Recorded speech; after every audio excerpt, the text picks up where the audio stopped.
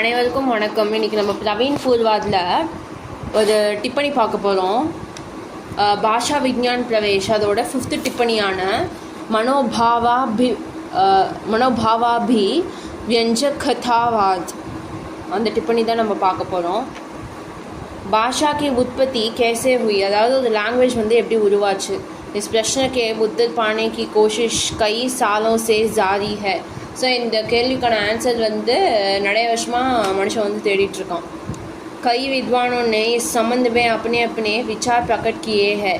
So இது சம்மந்தமாக நிறைய வித்வான்கள் அவங்கவுங்களோட ஒப்பீனியன்ஸை ஸ்ப்ரெட் பண்ணிகிட்ருக்காங்க. इस वाद या सिद्धांत के 2 मार्ग यूँ है. ஸோ இந்த டிஸ்கஷன், இந்த டிபேட்டோட 2 சித்தாந்த், 2 ஐடியாலஜி, 2 வேஸ் இதுதான். प्रत्यक्ष मार्ग, परोक्ष मार्ग.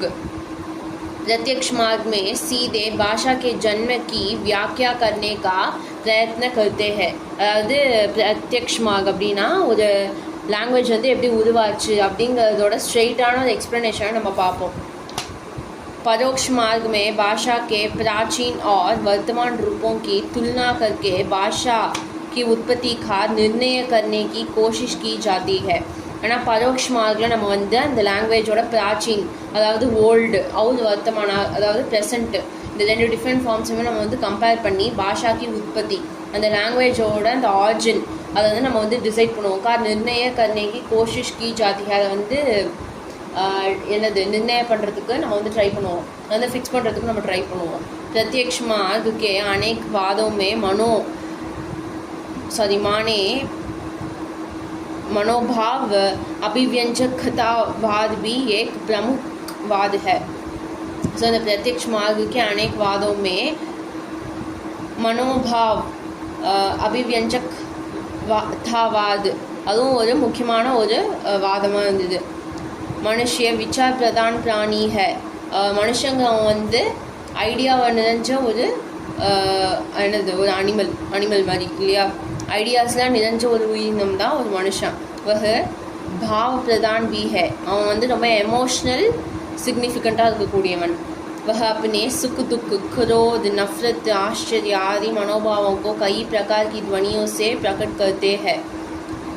மனுஷன் அவனோட துக்கம், क्रोध கோபம், நஃப்ரத்னா ஹேட் வெறுப்பு, ஆச்சரியனா ஆச்சரியப்படுறது, இது எல்லாத்தையுமே சவுண்டால் தான் வெளிப்படுத்துவான்.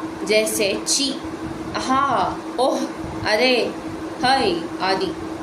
இஸ் சித்தாந்த் கி சமர்த்தக்கு மான்தே ஹை கி, அதாவது இந்த ஐடியாலஜியை ஃபாலோ பண்ணுறவங்க என்ன சொல்கிறாங்கன்னா, இன்ஹி துவனியோ கே விகாஸ் சே பாஷா பனி, இந்த சவுண்டெல்லாம் டெவலப் ஆனதுனால தான் லாங்குவேஜ் வந்துச்சு. हमें मालूम है कि मनोभाव के शब्दों की संख्या भाषा में बहुत कम ही पाई जाती है. இந்த மாதிரி எமோஷன்ஸோட பேசுகிற வார்த்தைகள் எல்லா லாங்குவேஜ்லேயுமே ரொம்ப கம்மி தான். அதே மாதிரி தான் ஹிந்திலையும். इन्हीं शब्दों से भाषा को पूर्ण रूप नहीं मिल सकता. ஸோ இந்த வேர்ட்ஸால் மட்டும் அந்த ஒரு லாங்குவேஜுக்கு ஃபுல் ஃபார்ம் நமக்கு கிடச்சிடாது. हर एक भाषा के मनोभाव के ध्वनि अलग अलग होती है. ஒவ்வொரு லாங்குவேஜ்லேயும் அந்த எமோஷனை எக்ஸ்ப்ரெஸ் பண்ணுறதுக்கான வேர்ட்ஸ் டிஃப்ரெண்ட்டாக தான் இருக்கும். தமிழில் ஒன்று இருக்குன்னா ஹிந்தியில் ஒன்று இருக்கும், இங்கிலீஷில் ஒன்று இருக்கும், மராட்டியில் ஒன்று இருக்கும், ஃப்ரெஞ்சில் ஒன்று இருக்கும். यह सिद्धांत भी सर्वमान्य नहीं माना जा सकता. ஸோ இந்த ஐடியாலஜியை நம்ம யூனிவர்சலாக நம்ம கன்சிடர் பண்ண முடியாது.